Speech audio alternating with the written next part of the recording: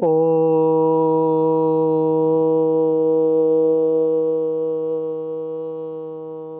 सहनाववतु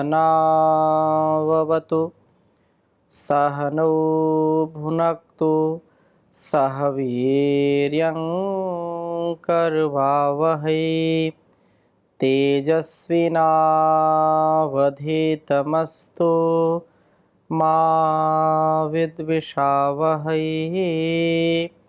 ओम शांति शांति शांति। वैदिक जीवन पद्धति की इस कक्षा में पुनः आप सभी दर्शकों का, श्रोताओं का हृदय की गहराइयों से हार्दिक स्वागत है, अभिनंदन है। वेदो अखिलो धर्म मूलम, वेद सब सत्य विद्याओं का पुस्तक है। वेद का पढ़ना, पढ़ाना, सुनना, सुनाना तथा अपने आचरण में उस ज्ञान को उतारना, ये हमें सभी श्रेष्ठों का, सभी सज्जनों का, सभी आर्यों का परम कर्तव्य है। और इस कर्तव्य के पालन में शिथिलता नहीं होनी चाहिए। इस कर्तव्य के पालन में आलस्य, प्रमाद नहीं होना चाहिए। उत्साह के साथ, उमंग के साथ, इस ज्ञान के साथ कि इसी से इस मेरे जीवन का उत्कर्ष है, इस जगत का उत्कर्ष है, ऐसा भाव हमारा बन जाए, ऐसा स्वभाव बन जाए। क्रम चल रहा है वैदिक जीवन पद्धति में प्रश्नोत्तर का। और पिछली कक्षा में एक साधक ने प्रश्न किया कि सारा जो स्वाध्याय हम करते हैं, समझते हैं, लेकिन मन को मना नहीं पाते। मन की चंचलता कहें, मन की अशुद्धता कहें, मन की मलिनता कहें, तो मन की मलिनता को, उसके जो गलत संस्कार है, उसको कैसे हम दूर करें। एक साधक के लिए बहुत बड़ी चुनौती है कि अपने मन को नियंत्रण में कैसे रख पाए।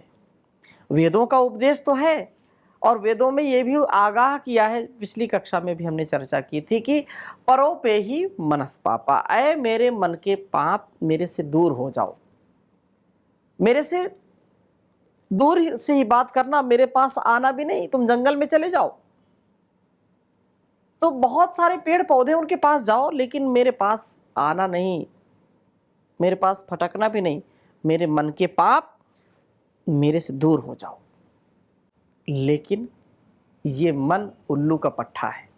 बार बार ऐसा दोष मन में आता है, बार बार ऐसे कुसंस्कार जन्म जन्मांतरों के आ जाते हैं।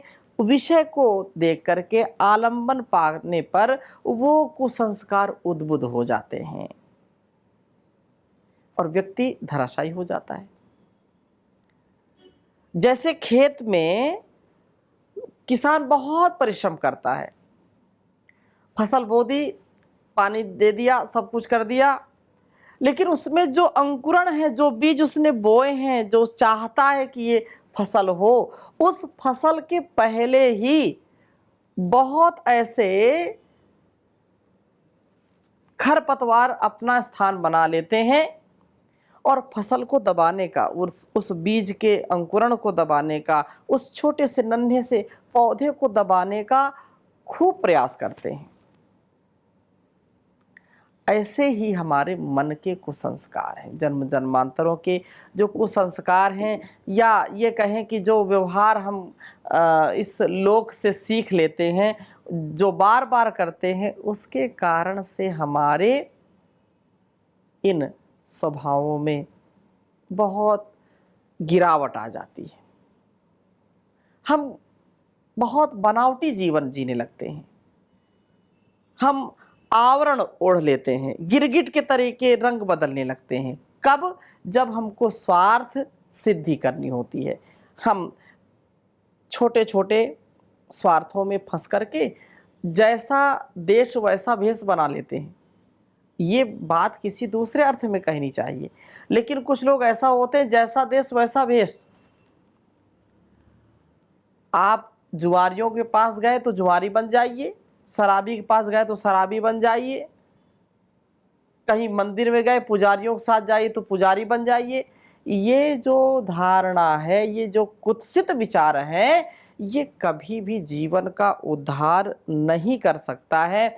जीवन के उद्धार के लिए, जीवन के परिष्कार के लिए इस भवसागर से जो है पार होने के लिए यह परम आवश्यक है कि अपने हम मन को, अपने तन को स्वस्थ और पवित्र बनाने का प्रयत्न करें। परंतु अधिकांश व्यक्ति ऐसे होते हैं जिनके जीवन में जो उन्होंने कमाया है उसको वो शास्त्रोक्त ढंग से या ऋषि प्रोक्त ढंग से या आत्मानुकूल आचरण न करते हुए अपने जीवन को बर्बाद कर देते हैं। हम मन की शुद्धता की बात कर रहे हैं कि मन कैसे शुद्ध हो, तो सबसे पहली यही बात है कि आहार शुद्धौ सत्व शुद्धि। जैसा खाएंगे अन्न वैसा हो जाएगा मन। यदि हम मन को शुद्ध रखना चाहते हैं, मन को पवित्र रखना चाहते हैं, तो अन्न की पवित्रता पर हम जोर दें, उस पर पूरा प्रयास करें। आहार की शुद्धि पर पूरा प्रयास करें कि आहार हमारा अच्छा हो। अब केवल आहार की बात आई है तो केवल आहार खाना ही नहीं है, जो कुछ भी हम इन इंद्रियों से ग्रहण करते हैं वो सब आहार की दृष्टि में आते हैं, आहार के रूप में हम उनको ग्रहण करते हैं। तो यह सुनिश्चित हम करें कि मन को स्वस्थ रखना है। और वेद का आदेश, उपदेश, संदेश है कि तन्मे मनः शिव संकल्प वस्तु। ये मेरा मन सदा शिव संकल्प से युक्त हो, और ऐसा संकल्प जो विकल्प रहित हो। और वो ऐसा जो है विकल्प वाला व्यक्ति जो अपने ये कहें कि अवसरवादी, अवसर ढूंढ करके अपने अपने स्वार्थ जहाँ जहाँ उसको जिस व्यक्ति वस्तु स्थान से अटैचमेंट है उसको वो चाहिए, तो वहाँ पर वह वैसा ही व्यवहार करता है कि जिससे उसकी प्राप्ति हो जाए। उसमें कितना झूठ बोलना पड़े, कितना जो है छलबल करना पड़े, वो सब करने को तैयार है। इससे कभी मन शुद्ध नहीं होता। पिछली कक्षा में हमने चर्चा की थी, महर्षि मनु कहते हैं कि शुद्धि पर विशेष ध्यान दीजिए। अद्भि गात्राणि शुद्ध्यन्ति मनः सत्येन शुद्ध्यति विद्या तपोभ्याम भूतात्मा ज्ञानेन बुद्धिर्ज्ञानेन शुद्ध्यति। ये बात कही थी।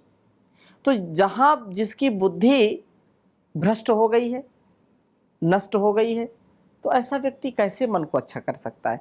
मन को स्वस्थ रखने के लिए, मन को एकाग्र करने के लिए हमको वेदानुकूल, आत्मानुकूल, शास्त्र अनुकूल कर्मों पर चलना पड़ेगा। बहुत ही सुंदर बात कही कि मन को शुद्धि से युक्त करने के लिए प्राणायाम भी बहुत आवश्यक है। प्राणायाम जैसे प्रज्वलित अग्नि है, अग्नि या भट्टी में हम धातु में डाल देते हैं और वे धातु में पिघल जाती हैं या बिल्कुल लाल हो जाती हैं, अग्नि जैसी हो जाती हैं। जब अग्नि में हमने धातुओं को, लोहा, सोना, चांदी जो कुछ है, इनको अग्नि में डालने से, तपाने से सारे मल उनके नष्ट हो जाते हैं।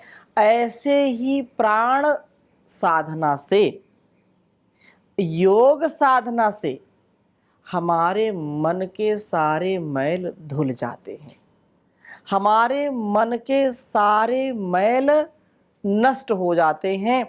मन भी नियंत्रण में आता है, कंट्रोल में आता है। मन को कंट्रोल में करने की कोई औषधि है ही नहीं। मन को कंट्रोल में करने की कोई वैक्सीन, कोई इंजेक्शन, कोई कैप्सूल बना ही नहीं। कोई ऐसा सामान, कोई ऐसा स्थान, कोई ऐसा इंसान जो मन को देर तक कंट्रोल में रख सके, ऐसा संभव नहीं है।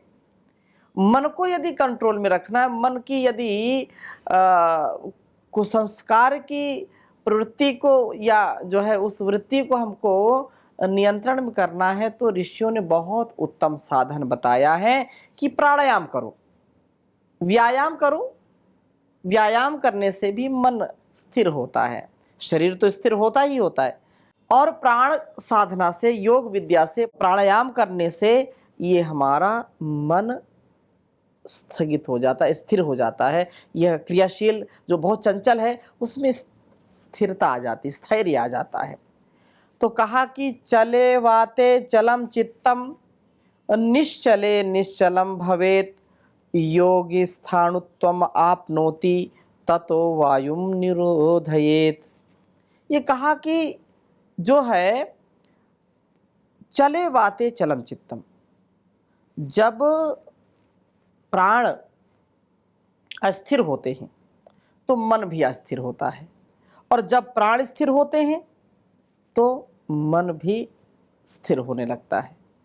ऐसा हम अपने मन को बनाएं, ऐसा हम अपने जीवन को बनाएं जिससे यह नियंत्रण आ सके।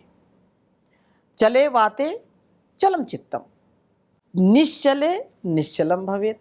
और जब प्राण साधना हम करते हैं, मूलबंध, उड्डयन बंध, जालांधर बंध लगाते हैं, बाह्य प्राणायाम करते हैं, कुंभक रेचक का अभ्यास करते हैं, तो इससे मन भी कंट्रोल में आने लगता है, मन भी निश्चल हो जाता है। योगी वास्तव में अपने जीवन में स्थिरता को जब प्राप्त कर लेता है तो वह समाधि तक सरलता से पहुंच पाता है। समाधि तक व्यक्ति वही पहुंचेगा जिसका मन उसके नियंत्रण में है। और मन कब नियंत्रण में आएगा? जब शुद्ध होगा, उसका मल जब नष्ट हो जाएगा, उसकी गंदगी, उसका विकार जब नष्ट हो जाएगा। और आगे बात कही है कि इसलिए मन को नियंत्रण में रखने के लिए वायुम निरोधयेत, जो प्राण शक्ति है, प्राणों का जो है स्थापन करना, प्राणायाम करना, इससे मन नियंत्रण में आएगा। और बहुत सुंदर बात कही कि पवनो बध्यते येन मनस्तेनैव बध्यते मनश्चा बध्यते येन पवनस्तेन बध्यते। कहा कि पवनो बध्यते येन, जिससे यह प्राण नियंत्रण में आता है, उससे मन भी नियंत्रण में आता है। जब हम चंचलता की ओर जाएंगे, जैसे पहले वाले श्लोक में कहा कि चले वाते चलम चित्तम, निश्चले निश्चलम भवेत, तो यहाँ भी वही बात कही कि पवनो बध्यते ये न मनस्तेनैव बध्यते मनश्चा बध्यते ये न पवनस्तेन बध्यते। तो मन और प्राण का घनिष्ठ संबंध है। जितना जितना हम अपने प्राण पर नियंत्रण पाएंगे, प्राण विद्या, प्राणायाम, योग विद्या का जितना अनुष्ठान करेंगे, वो मन के लिए भी कल्याणकारी, और मन को जितना प्राणायाम में लगाएंगे वो मन के लिए कल्याणकारी है। बिना मन लगाए, बिना प्राणायाम के मन पर कैसे नियंत्रण आएगा? इसलिए भगवान बार बार अर्जुन को समझा रहे हैं, फिर भी अर्जुन कह रहे हैं कि चंचलम ही मनः कृष्णा प्रमाथि बलवदृढ़ तस्यहम निग्रहम मन्ये वायुरे सुदुष्करम। तो ये वायुरिव मतलब ये तो मतलब जैसे हवा को, इस वायु को नियंत्रण में उसको पकड़ना कठिन है, वैसे मन को भी पकड़ना बड़ा कठिन है। आप भगवान उपदेश दे रहे हैं, लेकिन ये मन मान नहीं रहा, मन तो मनमानी कर रहा है, मन चंचल बहुत हो रहा है, प्रमाथी बलभद्र बार बार जो आप बोलते हैं उस पर ये ध्यान न देकर के इधर उधर कर देता है। तो कैसे इसको नियंत्रण में लाएं? तो भगवान ने बहुत सुंदर बात कही कि ये बिल्कुल सत्य बात आप कह रहे हैं, लेकिन एक उपाय है। क्या उपाय है वो? असंशयम महाबाहो। ये बिल्कुल संशय इसमें है ही नहीं कि मन चंचल है, लेकिन उसको कहा कि अभ्यासेन वैराग्येण च गृह्यते, अभ्यास और वैराग्य से मन को नियंत्रण में और मन को शुद्ध किया जा सकता है। बार बार, हजार बार हम जिस कार्य का संपादन करते हैं, जिस कार्य में हमारी रुचि होती है, वह कार्य करके हम अपने संस्कार बना लेते हैं। अच्छा कार्य किया है तो अच्छे संस्कार बनेंगे, बुरे कार्य किए हैं तो बुरे संस्कार बनेंगे। हम मन को नियंत्रण में करते हुए संस्कार को अच्छा बनाने के लिए अभ्यास करें, ध्यान में अभ्यास करें, प्राणायाम में अभ्यास करें, क्योंकि अभ्यासेन विद्या वर्धते, अनभ्यासे विषम विद्या। अभ्यास नहीं करेंगे तो विद्या हमारी लोप हो जाएगी, विद्या हमारा कल्याण नहीं कर सकती, क्योंकि निरंतरता चाहिए विद्या के अनुष्ठान में। तो इसलिए अभ्यास और वैराग्य से भी हमारा मन निर्मल होता है। अच्छे संस्कारों का, अच्छे कार्यों का, अच्छे अनुष्ठान का अभ्यास करें, ध्यान का अभ्यास करें, प्राणायाम का अभ्यास करें, शुद्ध सात्विक अन्न खाने का अभ्यास करें, स्वाध्याय का अभ्यास करें, सत्संग का अभ्यास करें और गलत चीज़ों से वैराग्य करें। चंचलता ना हो इसके लिए प्रयास करना, कुसंग में ना जाना, उसे वैराग्य रखना, रसना पर नियंत्रण रखना। अलग अलग व्यवहारों में हम अपने को जब सजग सावधान रख पाते हैं तो ये अभ्यास और वैराग्य, इसलिए बहुत सुंदर बात कही कि मन को शुद्ध करना है, मन को नियंत्रण में करना है। तो धीरे धीरे मोड़ तू इस मन को, इस मन को तू, इस मन को, धीरे धीरे मोड़ तू इस मन को, इस मन को तू, इस मन को। मन मोड़ा फिर डर नहीं, कोई दूर प्रभु का घर नहीं। धीरे धीरे मोड़ तू इस मन को, इस मन को तू, इस मन को। मन लोभी मन चंचल मन है चोर, कहता आया पल पल में कुछ और। मन लोभी मन चंचल मन है चोर, पल पल में ये कहता आया और। नादान क्यों, बेईमान क्यों, गफलत ऐसे कर नहीं, कोई दूर प्रभु का घर नहीं। धीरे धीरे मोड़ तो इस मन को, इस मन को तो, इस मन को। मोड़ लिया मन फिर ईश्वर नहीं दूर, जानबूझ कर इंसा क्यों मजबूर। मोड़ लिया मन फिर ईश्वर नहीं दूर, जानबूझ कर इंसा क्यों मजबूर। अभ्यास से वैराग्य से, अभ्यास से वैराग्य से, कुछ भी है दुष्कर नहीं, कोई दूर प्रभु का घर नहीं। धीरे धीरे मोड़ तू इस मन को, इस मन को तू, इस मन को। धीरे धीरे मोड़ तू इस मन को, इस मन को तू, इस मन को। तो मन का मोड़ना, मन को गलत दिशा से बचाना, अच्छी दिशा में लगाना, जिससे मन हमारा शुद्ध होगा, पवित्र होगा, इसमें कभी भी प्रमाद नहीं करना, कभी आलस्य नहीं करना। क्योंकि कहा कि मन एव मनुष्याणाम कारणम बंध मोक्षयो हो। मनुष्य का मन उसके बंधन का और उसके मोक्ष का कारण हुआ करता है। यदि मन पवित्र है, मन ईश्वर में लगा है, मन में ईश्वर के प्रति भक्ति है, गुरु के प्रति भक्ति है, अपने शास्त्रों के वेद उपनिषदों और पूरा वाङ्मय जो हमारे उत्थान के लिए उसमें हमारी रुचि है, भक्ति है, माता पिता से जो हमको ज्ञान मिलता है, और इस संसार में जो सत्संग नामक एक बूटी है उसमें जिनका मन लगता है, तो वह व्यक्ति जो है पावन हो जाता है, पवित्र हो जाता है। तो ऐसा हम प्रयास करें कि मन का जो मालिन्य है, जो मन की दुर्बलता है या मन की जो कमजोरी है, उसको हम दूर करें, उसको स्वाध्याय से, योग से, सत्संग से अच्छा बनाने का प्रयत्न करें। क्योंकि ये अच्छे कर्मों में अपने आप को लगाना ही इसकी शुद्धता का एक उपाय बन जाता है। सेवा करने से मन की शुद्धता बढ़ती है। जितना हम सेवा का भाव मन में रखेंगे, सेवा मन को निर्मल बनाती है। गाय की सेवा करना, समाज की सेवा करना, निष्काम भाव से, निर्लेप भाव से, निस्वार्थ भाव से।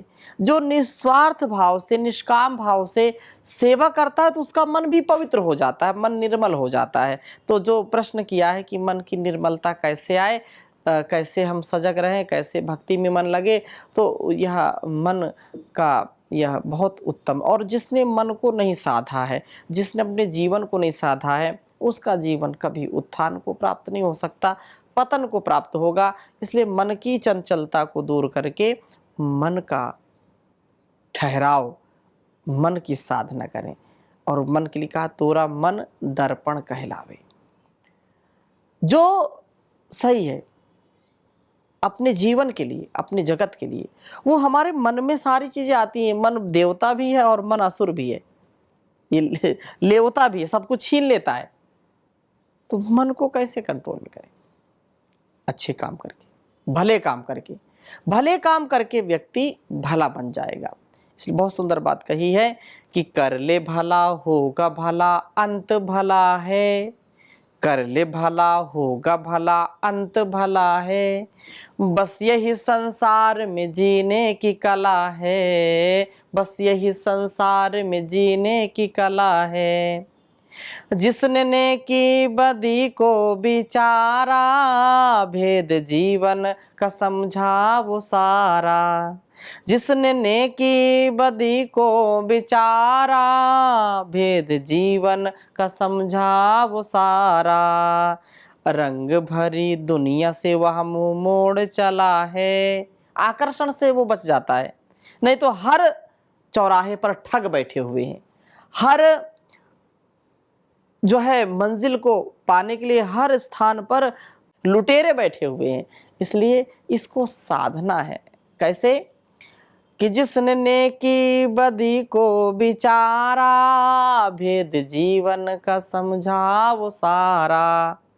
रंग भरी दुनिया से वह मुंह मोड़ चला है, बस यही संसार में जीने की कला है, बस यही संसार में जीने की कला है। पाप जिसने कभी ना किया है, दीन दुखियों को जीवन दिया है।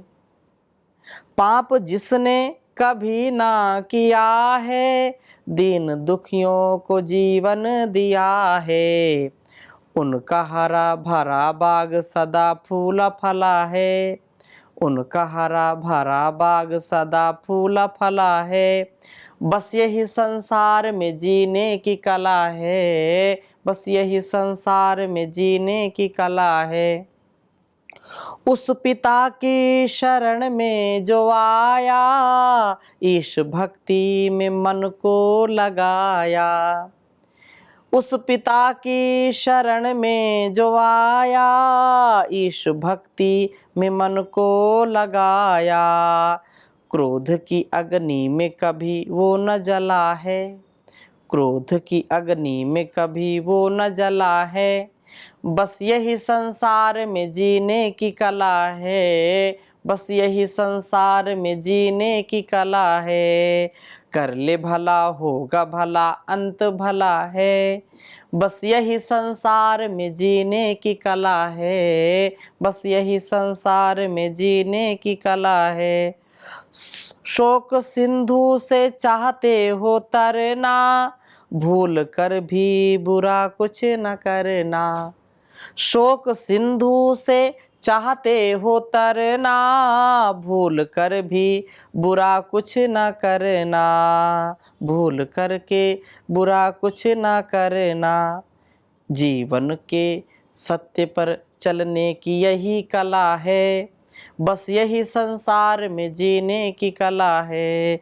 कर ले भला होगा भला, अंत भला है। बस यही संसार में जीने की कला है, बस यही संसार में जीने की कला है।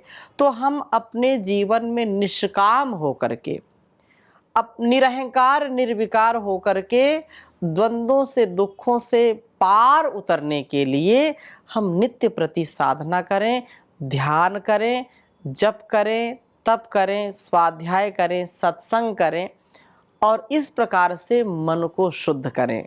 सत्य से युक्त जीवन जिएं, सत्य पर चलें, सत्य से कभी भी अपने को विमुख ना करें। प्रतिकूल परिस्थितियों में भी जिन्होंने सत्य को कभी छोड़ा नहीं, उन्होंने ही भाग्य को मोड़ा है, उन्होंने ही अपने जीवन को सबसे सुंदर और सुव्यवस्थित बनाया है।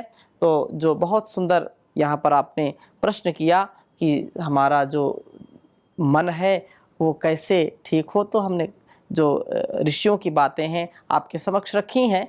और बहुत बड़ा ये मूल मंत्र है कि अन्न को ठीक करें, अन्न की शुद्धता से मन ठीक होगा। ये पंचकोश में भी सबसे पहले जो है ये आता है कि अन्नमय कोश, मनोमय कोश, प्राणमय कोश और विज्ञानमय कोश, आनंदमय कोश। आनंद तक तभी पहुंच पाएंगे जब हमारा अन्न ठीक हो और हमारा मन ठीक हो, तो ऐसा जीवन जिएंगे तो यह निसंदेह जीवन का उद्धार करने वाला और अपनी इस जीवन रूपी नैया को भवपार करने वाला महामंत्र होगा। इन्हीं शुभ मंगल कामनाओं के साथ हम यहीं पर विराम लेते हैं। शेष चर्चा अगले प्रश्न के साथ लेंगे। ओम शांति शांति शांति।